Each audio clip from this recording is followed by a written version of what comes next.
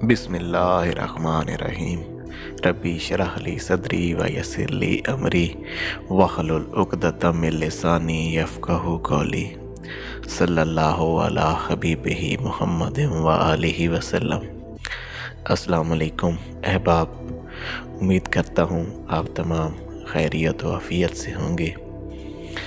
आज मैं जिस मौजू पर आपको आगाही देना चाहता हूँ, और ये एक ऐसा मौजू है जिसके मुतल्लिक़ हर एक शख्स ही जानना चाहता है, और वो मौजू ये है कि इसरार इलाही कैसे हासिल हों, इंसान को अल्लाह के इसरार किस तरीके से हासिल हों। मोस्टली लोग यही चीज़ें ढूंढते नज़र आते हैं। देखें, अल्लाह के इसरारों तक वही पहुंचता है जो अल्लाह का दोस्त होता है। हमेशा इंसान अपना पर्दा उसी से उतारता है जो उसकी दोस्ती के काबिल होता है।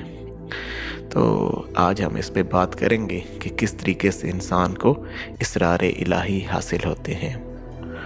अल्लाह सुब्हाना ताला के राज़ो नियाज़ जो हैं वो कुछ इस तरीके से ये मामलात इंसान पर खुलते हैं। आप इसको ये समझिए कि इसके 3 दराजात होते हैं। 3 दराजात में ही ये मामलात इंसान पर खुलते हैं, जिसको तसव्वुफ़ की ज़ुबान में इल्मुल यकीन, ऐनुल यकीन और हक़्क़ुल यकीन के नाम से जाना जाता है। तो आज हम इसी पर बात करेंगे और आपको मैं आगाही दूंगा कि कैसे अल्लाह का इंसान दोस्त बने और किस तरीके से इन मामलात को हासिल करने के मामलात तक पहुँचे।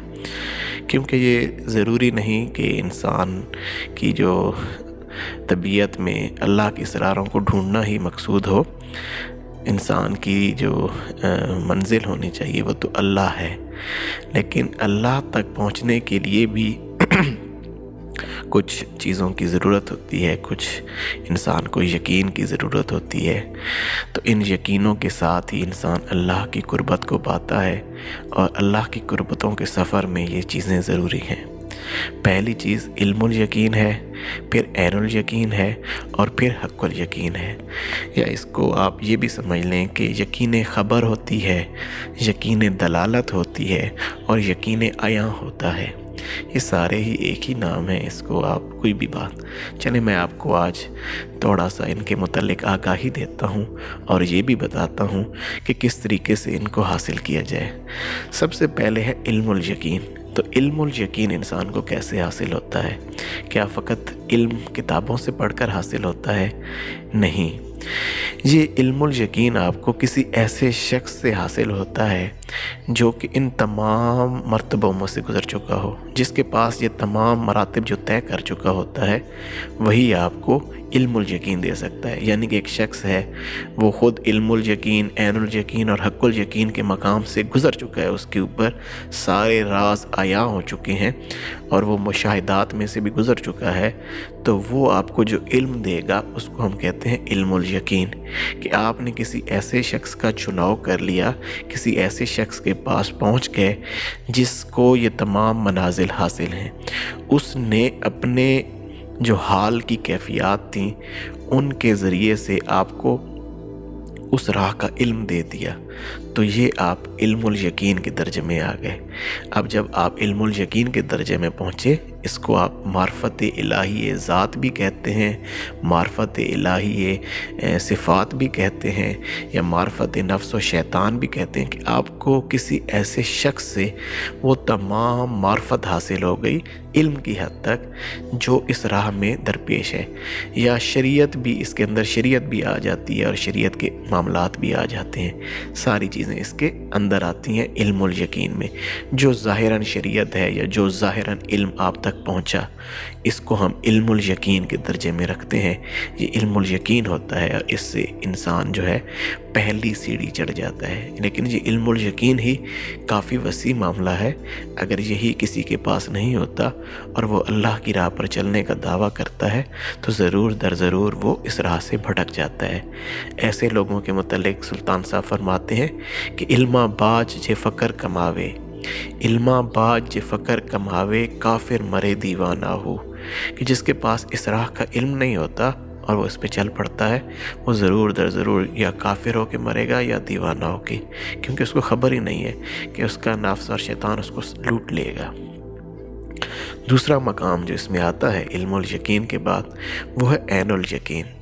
عین الیقین اصل میں اس تمام سیر و سلوک کو کرنے کے بعد، اس تمام معاملات میں سے جو آپ کو علم الیقین میں سے حاصل ہوئے، اس پر خلوص کے ساتھ عمل پیرا ہونے کا نام ہے، کہ آپ کو ان تمام جتنے بھی آپ کو علم حاصل ہوا، آپ کو جتنا بھی علم الیقین سے علم حاصل ہوا، جو آپ کو اپنی ذات کی معرفت کھلی، نفس و شیطان کی معرفت کے معاملات کھل گئے، اللہ کی ذات اور صفات کی معرفت حاصل ہوئی، اس پر آپ اب خلوص کے ساتھ عمل پیرا ہو گئے ہیں۔ آپ اب بہت ہی خلوص کے ساتھ آپ نے اپنے ذات میں سے وہ چیزیں نکالنی بھی شروع کر دی اور اللہ کی صفات کو اپنانا بھی شروع کر دیا، اور اس کے لیے آپ نے پورا ایک پروسیس کرنا شروع کر دیا۔ آپ ہر ایک چیز کو اپنی ذات میں تلاش کر رہے ہیں، اور ایک وقت ایسا آتا ہے کہ وہ چیزیں خلوص کے ساتھ خود بخود آپ کی ذات میں سے ہونا شروع ہو جاتی ہیں۔ ان چیزوں کی آپ کو پھر کوشش نہیں کرنی پڑتی، بلکہ ہر ایک چیز کے اوپر ضمیر آپ کو خود ہی آواز دیتا ہے، آپ کے اندر سے آواز آتی ہے کہ یہ تم غلط کر رہے ہو، اور جو کچھ ٹھیک کیا جاتا ہے آپ کو اندر سے ایک آواز آنا شروع ہو جاتی ہے۔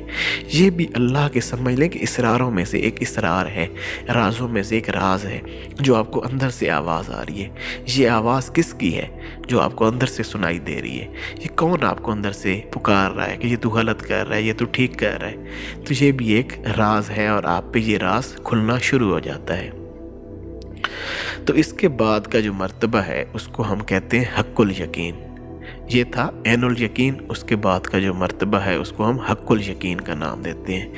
وہ شاہدہ ہو جانا، حق عیاں ہو جانا، ہر چیز واضح آپ کے سامنے کھل جانی، جو بہت زیادہ آپ جس کو کہیں کہ بالکل عین الیقین، جو یعنی کہ بہت زیادہ حد تک جو اللہ کے راز جو بالکل عیاں ہو جاتے ہیں، وہ صرف انبیاء اعظام پر ہوتے ہیں۔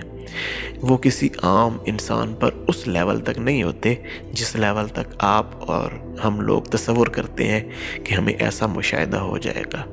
نہیں، ایسی کوئی بات نہیں ہوتی۔ ہاں، جو اولیاء اعظام ہوتے ہیں، جو اللہ کے دوست ہوتے ہیں، جو اللہ کے خاص ہوتے ہیں، اللہ انہیں اپنے رازوں سے ضرور انہیں اپنے راز بتاتا بھی ہے، رازوں سے پردہ اٹھاتا بھی ہے، لیکن وہ لیول نہیں ہوتا انبیاء اعظام کا ہوتا ہے۔ لہٰذا اس میں جب آپ کوئی بھی شخص عین الیقین سے حق الیقین تک پہنچتا ہے تو وہ بہت زیادہ ایک خاص الخاص معاملہ ہوتا ہے، اور وہ اس کے قلب و باطن کی کیفیات ہوتی ہیں، اس کے اندر کے مشاہدات ہوتے ہیں، اور وہ مشاہدات بھی اس کو آخر کیوں کرائے جاتے ہیں؟ اس کی بھی وجہ ہے کہ اس کے اوپر حق جو ہے وہ عیاں ہو جائے، اس کو بالکل کھل کے ساری چیزوں کا پتہ چل جائے، تاکہ یہ بڑی ہی رغبت کے ساتھ ہماری ذات کے اس سفر میں ہمارا بالکل بڑے دل کے ساتھ ہمارا ہو جائے، اس کو دل کا اطمینان حاصل ہو جائے، تبھی اس کو مشاہدات کرائے جاتے ہیں۔ اچھا، میں آپ کو ایک اور بھی چیز آپ سے شیئر کر دوں کہ یہ علم الیقین، عین الیقین، یہ حق الیقین، یہ سارے کا سارا سفر اگر دیکھا جائے، اس سارے سفر کے بعد جو انسان کو چیز حاصل ہوتی ہے وہ ہے خلوص۔ اللہ تعالیٰ اصل میں جو چیز انسان کو عطا کرنا چاہتا ہے ان تمام چیزوں کے بعد، وہ ہے اخلاص، کہ یہ خالصتاً میری عبادت کرے، اس کے دل میں سے ہر چیز نکل جائے۔ کیوں اس کو علم الیقین کا مرتبہ دیا گیا؟ اس کے اوپر پہلے وہ کسی نے اس کو اسرار بتائے، پھر اس نے اس پہ عمل پیرا ہوا۔ یہ عمل پیرا جب ہوا تو اس کو بڑے اندر سے پہلے اس کو یقین آنا شروع ہو گیا، اس کے اندر نے گواہی دینا شروع کر دی، اندر سے یہ اطمینان پانے لگ گیا، عین الیقین کے مرتبے تک پہنچا۔ پھر اللہ نے اس کے اوپر اپنے راز کھولے، اس کو مشاہدات کرائے، وہ اس کی اپنی استعداد پر ہے، کتنا اس کو اللہ کے ساتھ محبت ہے، کتنا عشق ہے۔ اس لحاظ سے جتنا اللہ کا قریبی، دیکھیں نا، جتنا آپ کا قریبی دوست ہوتا ہے اتنی ہی آپ کی ذات تک اس کو رسائی ہوتی ہے۔ بہت قریبی دوست ہوگا تو آپ اس کو اپنے گھر لے جا بٹھائیں گے، اس کے آپ سے کوئی پردہ بھی نہیں ہوگا۔ تو بالکل ایسے ہی ہے کہ اللہ کا جو رازداں ہوتا ہے، اللہ کا جو دوست ہوتا ہے، وہ بھی اللہ اس کی دل کی آخری جو کیفیات ہیں، آخری گہرائیوں میں جو اس کے کچھ جی کمیاں ہیں، ان کو بھی اللہ تعالیٰ جانتا ہے۔ جب وہ دل کی آخری گہرائیوں میں سے جا کے اللہ کو چاہتا ہے تو اس وقت اللہ تعالیٰ فرماتے ہیں بس اب یہ میرا وہ دوست ہے جس کو میں حق الیقین کا مرتبہ عنایت کروں گا۔ اچھا، اب ہم تھوڑا سا اس پہ بات کرتے ہیں کہ یہ علم الیقین ہی ہمیں کیوں نہیں حاصل ہوتا، یہ علم الیقین سے ہی ہم کیوں محروم رہتے ہیں، یا کن وجہ سے ہمیں جو ہے نا، یا ہم عین الیقین کے، چلے علم الیقین حاصل ہو گیا کسی حد تک، علم الیقین سے عین الیقین کے مرتبے تک کیوں نہیں پہنچتے لوگ، کیا وجہ ہے؟ تو بزرگوں نے اس کے متعلق بڑا خوبصورت جو ہے وہ فرمایا ہے کہ اس کی وجہ یہ ہے، ان کو بڑے تدبر سے غور سے سنیے گا، یہ باتیں شاید آپ کو زندگی میں بہت کام آ جائیں۔ پہلی کیا وجہ ہوتی ہے جس کی وجہ سے انسان علم الیقین آپ کو بہت ساری جگہوں سے ملتا رہتا ہے، تو آپ عین الیقین تک کیوں نہیں پہنچتے؟ وہ اندر سے اطمینان حاصل کیوں نہیں ہوتا، وہ کیفیت حاصل کیوں نہیں ہوتی؟ اس کی وجہ یہ ہے کہ اس شخص کو یقین تو ہوتا ہے کہ میرا خالق اللہ ہے، مگر وہ اس کی عبادت نہیں کرتا، وہ اس طریقے سے اللہ کے سامنے جھکتا نہیں ہے، اللہ کو وقت نہیں دیتا جس طریقے سے اللہ چاہتا ہے۔ وہ اللہ نے جس طریقے سے اس کو یقین ہے کہ میرا خالق اللہ ہے اور کوئی بھی نہیں ہے، تو وہ اللہ کا حق ادا نہیں کرتا، اس کی عبادات کے اندر آ کر اللہ کا حق ادا نہیں کرتا۔ یہ پہلی وجہ ہے۔ بہت سارے لوگ وہ طریقت کے دعویٰ کرتے ہیں لیکن وہ خود عبادت سے بھاگے ہوئے ہوتے ہیں، تو دیکھیں وہ کیسے ہو سکتا ہے کہ وہ علم الیقین حق الیقین تک ہو؟ کسی صورت ممکن نہیں۔ پہلی بات یہ ہوئی کہ اللہ اس کا خالق ہے لیکن وہ اس کی عبادت نہیں کرتا۔ اب دوسری بات سنیں، اس کو یقین ہے کہ اللہ ہی میرا رازق ہے، مجھے رزق دینے والا اللہ ہے، مگر وہ اسے مطمئن نہیں، کبھی ادھر بھاگتا ہے کبھی ادھر بھاگتا ہے، وہ یار میرا رزق نہیں ہے، یہ ہونا چاہیے، کبھی دیکھو تو اللہ پہ یقین، تیرا یقین اللہ پہ کامل نہیں ہے۔ جب تک تو کامل یقین نہیں رکھے گا اللہ پہ کہ رازق میرا اللہ ہے، یہ تو میں جو کر رہا ہوں یہ تو بس میں اسباب اختیار کر رہا ہوں، تو اسباب لازماً اختیار کر، لیکن تیرا جو ذہن ہے، جو سوچ ہے، جو تیری روح ہے، جو تیرا قلب ہے، وہ اس بات پہ مطمئن ہو کہ دینا میرے اللہ نے ہے۔ تیرا ذہن ابھی تک جو ہے وہ دنیا کے اندر بٹا ہوا ہے، تو مخلوق کے ساتھ اپنے رزق کو وابستہ کیے ہوئے، تو یقین رکھ کہ تو کبھی بھی عین الیقین تک نہیں پہنچ سکے گا۔ تو رازق تیرا اللہ ہے لیکن تو اسے مطمئن نہیں ہے، یہ دوسری بات۔ تیسری بات، جس کو یہ یقین ہے کہ یہ دنیا فانی ختم ہونے والی ہے مگر وہ اس پہ سہارا کرتا ہے، اس کو پتہ ہے کہ یہ دنیاوی زندگی، یہ دنیا یہ ختم ہونے والی ہے، لیکن پھر بھی اسی کے سہارے وہ لگا ہوا ہے، کبھی کس چیز کو سہارا بنا رہا ہے، کبھی کس چیز کو سہارا بنا رہا ہے، کبھی زندگی کے کس معاملے میں کھو رہا ہے، کبھی کس معاملے میں پریشان ہو رہا ہے۔ بھائی تجھے پتہ ہے یہ دنیا فانی ہے، یہ دنیا ختم ہونے والی ہے، تو جتنا کچھ جمع کرے گا، جس دن تو اس دنیا سے جائے گا، جس دن تیری وہ سانس کی آخری گھڑی ختم ہوگی، آ کے کھینچ لی جائے گی روح، ہر چیز یہیں پر رہ جائے گی۔ جب تمہیں یہ کامل یقین ہو گیا کہ یہ دنیا فانی ہے، تو پھر کیوں اس پہ سہارے کرتا ہے، کیوں اس کے سہارے لیتا ہے؟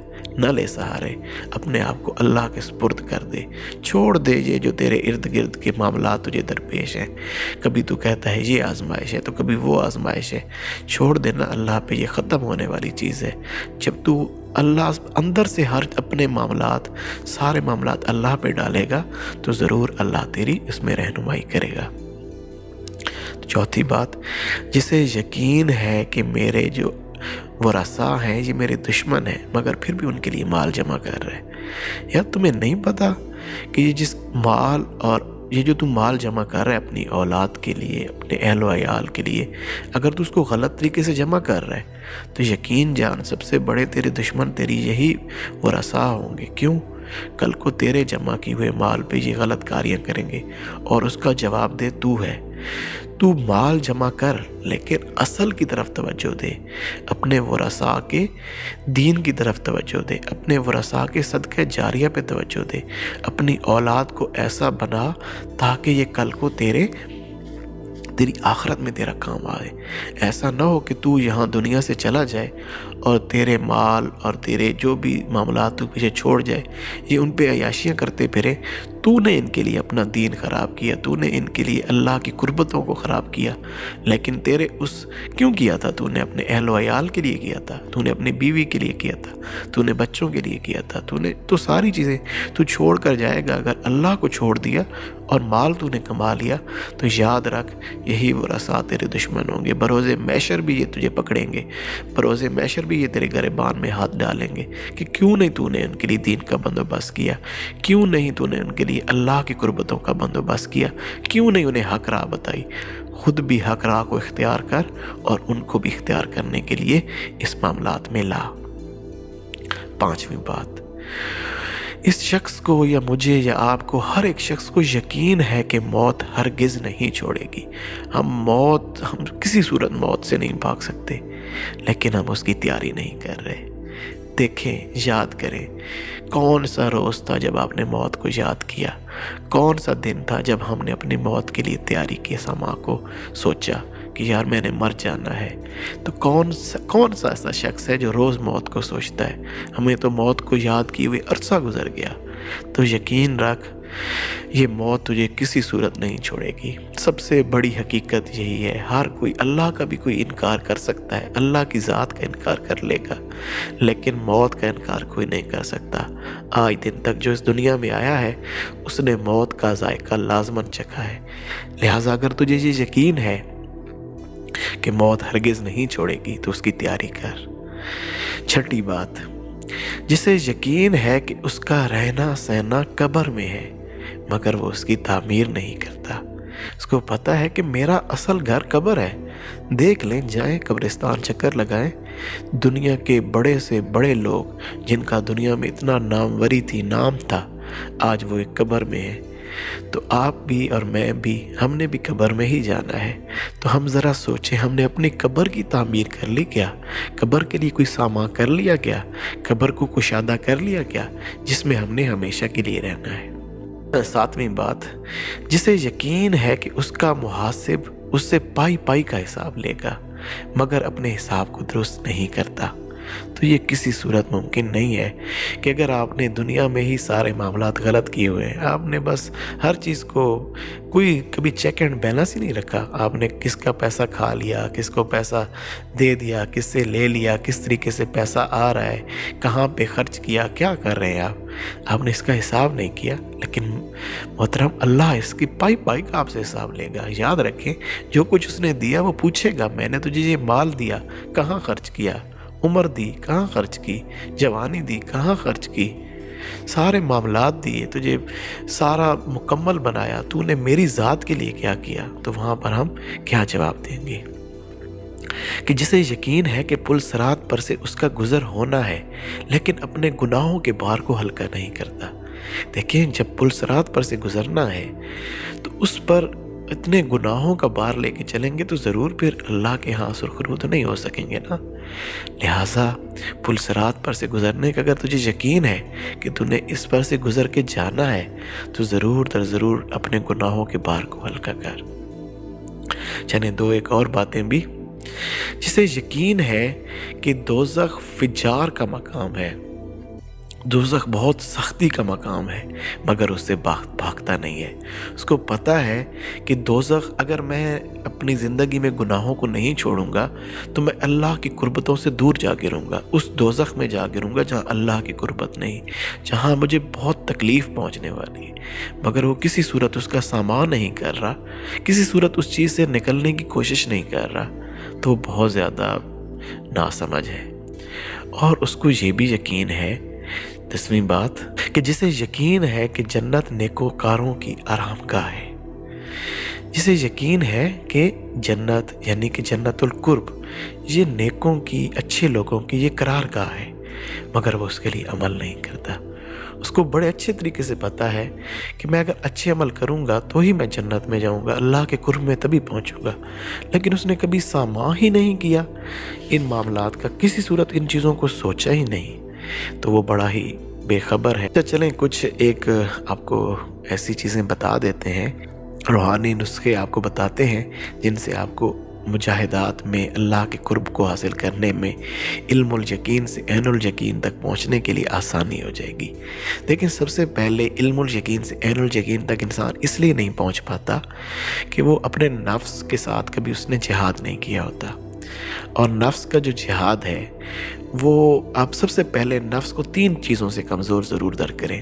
آپ اگر اپنے نفس کو ان 3 چیزوں کی مار دیتے ہیں، اس کے خلاف یہ تین ہتھیاروں سے جہاد کرتے ہیں، تو ضرور در ضرور آپ اللہ کی قربتوں کو سمیٹ لیتے ہیں۔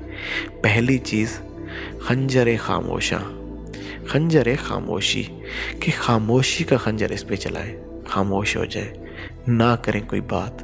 خاموشی سے بس جتنا بولیں گے اتنی غلطیاں کریں گے، اتنا ہی زیادہ کوئی نہ کوئی ایسا معاملہ کریں گے جو آپ کے روحانی معاملے کو ڈسٹرب کر دے گا۔ تو خنجر خاموشی کا استعمال کرتے ہوئے اس کے اوپر وار کریں اپنے نفس پہ۔ دوسرا، بھوک کی تلوار، اس پہ بھوک کی تلوار چلائیں، اس کو کم کھلائیں، اس کو کم پلائیں، اس وقت تک اس معاملے کو رکھیں۔ کم سے مراد یہ ہے کہ بس اپنی ضرورت کے مطابق تھوڑا سا استعمال کریں، تاکہ اس کو تھوڑا سا تکلیف میں ہو۔ جب یہ اندر سے سیر ہو جاتا ہے تو پھر یہ شیطانیت پہ ابھارتا ہے، پھر یہ غلطیوں پہ ابھارتا ہے، تو لہٰذا اس کے اوپر بھوک کی تلوار کو چلائیں۔ پھر اس کے اوپر خلوت، پھر اس کو تنہائی دیں، اس کو لوگوں سے دور لے جائیں۔ خلوت کے اندر اس کو، خلوت کی جو ہے نا اس پہ وہ بھی تلوار چلا دیں آپ، اس کو بالکل لوگوں سے دور لے جائیں۔ کوشش کریں تنہائی کو اپنائیں، تنہائی میں اپنا محاسبہ کریں۔ یہ جو آپ کو مراقبہ کرایا جاتا ہے، یہ جو آپ کو ذکر اذکار کرایا جاتا ہے، کو کہا جاتا ہے کہ یہ تنہائی میں اللہ اللہ کرو، یہ مراقبے میں بیٹھو، اپنی ذات پہ غور و تدبر کرو، یہ کیا ہے؟ یہ خلوت نشینی ہے۔ اگر آپ خاموشی کا خنجر، بھوک کی تلوار اور خلوت نشینی، ان 3 ہتھیاروں سے اپنے نفس پہ حملہ کر دیتے ہیں تو یقین جانیں یہ بہت جلد ملغوب ہو جاتا ہے، بہت جلد یہ اپنے ہتھیار ڈال دیتا ہے آپ کے سامنے۔ اس کے پاس بھی بڑے ہتھیار ہیں، وہ ہمارے ساتھ جو لوگ سفر کر رہے ہیں ان کو پتہ ہے۔ اور بھی میں کچھ آپ کے ساتھ چند ایک باتیں ضرور شیئر کروں گا، یہ بھی بڑی اہم باتیں ہیں۔ کوشش کی جائے کہ جو بھی شخص علم الیقین سے حق الیقین، عین الیقین اور حق الیقین اللہ کے اسراروں تک پہنچنا چاہ رہا ہے، اس کو یہ باتیں بھی ضرور اپنانی چاہیے۔ وہ کوشش کرے ہمیشہ باوضو رہے، باوضو رہنے کی کوشش کرے، جو ہے نا کھانا تھوڑا کم کھائے، ذکر اللہ کی کثرت کرے، اور ہمیشہ غور و تدبر میں رہے۔ ارد گرد دیکھے، خاموشی سے غور و تدبر کرتا رہے، اپنے ماحول کا، ارض و سماوات کا، ہر چیز میں تدبر کرے، فرائض اور سنتوں کو نہ چھوڑے، اللہ کی ذات کے علاوہ باقی تمام چیزوں کو ترک کر دے، ہر چیزوں سے نکل آئے، ہر دوستیاں، یاریاں، یہ وہ دنیاوی معاملات چھوڑ دیں۔ ان کو چھوڑنے سے یہ مراد نہیں ہے کہ دنیا چھوڑ کے اکیلا کہیں پہاڑوں میں نکل جائے، نہیں، ایسی کوئی بات نہیں ہے۔ ان چیزوں سے اعراض کر لے، اپنے دل کو ان میں سے بچا لے، رہے دنیا میں لیکن دنیا اس میں نہ رہے، ان پہ زیادہ توجہ نہ دے، اسباب دنیا جو ہیں ان کو قلیل کر دے، تھوڑا کر دے، نیند بھی بہت زیادہ نہ لے، کم نیند لے، اور کوشش کرے جو اہم بات، سب سے اہم بات، رزق حلال، رزق حلال اور صدق مقال، اچھا اور پاکیزہ رزق کھائے، حلال رزق کھائے، اور ہمیشہ سچ بولنے کی کوشش کرے، اور اپنے قلب کو، اپنی ذات، اپنے اندر قلب جو ہے اس کو متوجہ رکھے اللہ کی طرف، بار بار اپنے آپ کو اللہ کی طرف رغبت دلائے، بار بار اپنی ذات کو، تو انشاءاللہ اس کو ضرور در ضرور علم الیقین سے عین الیقین کا مرتبہ حاصل ہو جائے گا، اس کو خلوص حاصل ہو جائے گا۔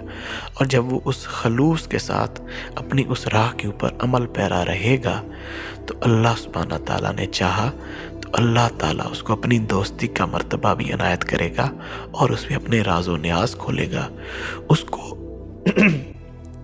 اس کو حق الیقین کے مرتبے تک لے کے جائے گا، اور انشاءاللہ وہ اللہ کے دوستوں میں سے ایک دوست ہوگا، اور اللہ کے اسراروں کو جاننے والا ہوگا، اور وہ پھر بہت ہی خوبصورت انسان ہوگا۔